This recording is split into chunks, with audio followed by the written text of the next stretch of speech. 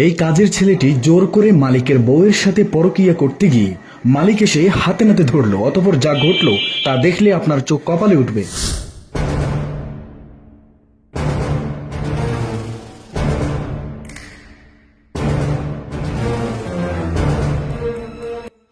এই কি করলি এটা? ম্যাডাম আমি বুঝে দিচ্ছি ম্যাডাম, কোনো সমস্যা নেই, আমি বুঝে দিচ্ছি। এই কি করতেছিস তুই? না ম্যাডাম বুঝে দিচ্ছি, আপনার বুঝে দিচ্ছি ম্যাডাম।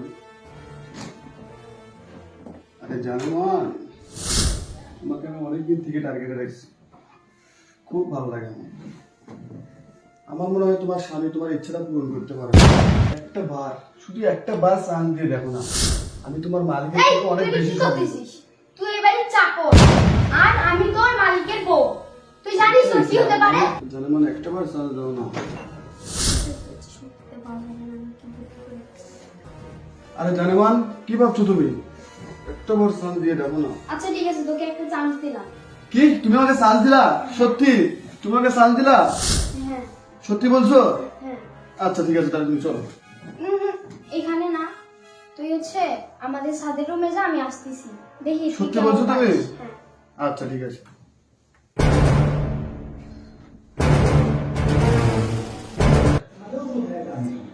হ্যালো, কোথায় তুমি? আর তাড়াতাড়ি করে বাসায় চলে এসো। আর আমাদের বাসার কাজের ছেলেটার ব্যবহার আমার ভালো লাগতেছে না। তাড়াতাড়ি আসো তুমি।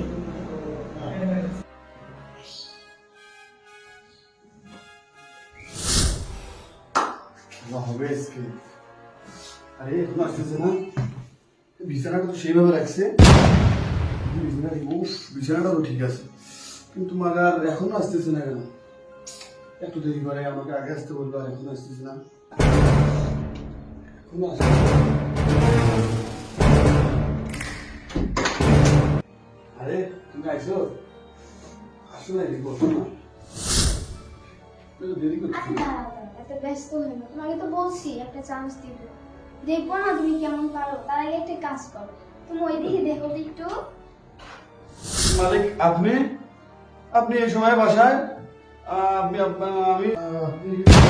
আমি এখানে মানে তোর এত বড় সাহস, তুই আমার বাড়িতে থাইকা তুই আমার বউয়ের সাথে পরকীয়া করার চিন্তা ভাবনা করিস? হ্যাঁ এই বেটা, এই বেটা, এই তুই সাহস শিখিরা, তুই আমারে বলিস আমি অক্ষম? এই আমার দিক টাকা, আমি অক্ষম? হ্যাঁ এই বেটা, আমি অক্ষম? এই বেটা, আমি আমি অক্ষম না?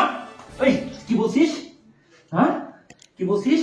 এত বড় সাহস তুই তুই তুই আমার বউয়ের দিকে খারাপ নজর পাঠাস?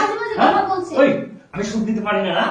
কত কাজের জন্য আমাদের দরকার নাই। তোর শান্তি শিখিলা, হ্যাঁ তুই আমার বউয়ের দিকে তাকা, সেই চোখ দিয়ে না, এই চোখ দিয়া তো চোখ আমি কিন্তু উঠে, হ্যাঁ আমার মাথা খারাপ হয়ে ফেলেছে। ও আমার বাড়িতে থাকে আমার বউয়ের দিকে খারাপ নজরে তাকায়, তোর এত বড় সাহস শিখিলা রে? কে দিছে? এই কে দিছে তোর এত বড় সাহস? একদম কলিজা বাইর করে খারাপ লাগবে কিন্তু। আর যদি এক মুহূর্ত তো আমার এই বাড়িতে দেখি তোর আমি কিন্তু ক্ষমা কিছু করি না। শোনো, তুমি আমার ফোন দিয়ে ভালো কাজ করছো, তা নাহলে আজকে যে দুর্ঘটনা ঘটে যেত এই লজ্জা আমি কোথাও দেখাতে পারতাম না। আর একটা কথা শোনো, আমাদের কোন কাজের লোকের প্রয়োজন নেই। হ্যাঁ, আর কোনো কাজের লোক আনা দরকার না, আমাদের কাজ আমরা করতে পারবো। তাহলে ঠিক আছে, বসো। এতদিন শুনে আসছি যে ঢাকা শহরে এই ধরনের কর্মচারীদের জন্য বাসার মালিকরা বিভিন্ন হ্যারাসমেন্টের শিকার হয়। আজ নিজেই তার প্রমাণ পেলাম। তাই আমাদের সবার উচিত বাসায় কাজের লোক নিয়োগ দেওয়ার আগে তার বংশগত, তার চরিত্রগত প্রত্যেকটা বিষয় দেখার পর সেই কাজের লোককে নিজের বাসায় রাখতে হবে। আল্লাহ আল্লাহ যা করেছে ভালোই করেছে, অল্প থেকে মান সম্মানটা রাখতে পারছি। তা না হলে আমি সমাজে মান সম্মান কিছুই মানে থাকতো না, আর কি আমি চেহারা দেখতে পারতাম না যদি শুনতাম যে আমার বউ কাজের ছেলের সাথে এই ধরনের নষ্টামি করছে। আল্লাহর কাছে হাজার হাজার শুকরিয়া যে আল্লাহ তুমি আমার সম্মানটা রাখছো, আর তোমার মতো একটা ভালো বউ পাইছি বলেই আজকে আমার সম্মানটা থাকছে। তোমাকেও অসংখ্য ধন্যবাদ।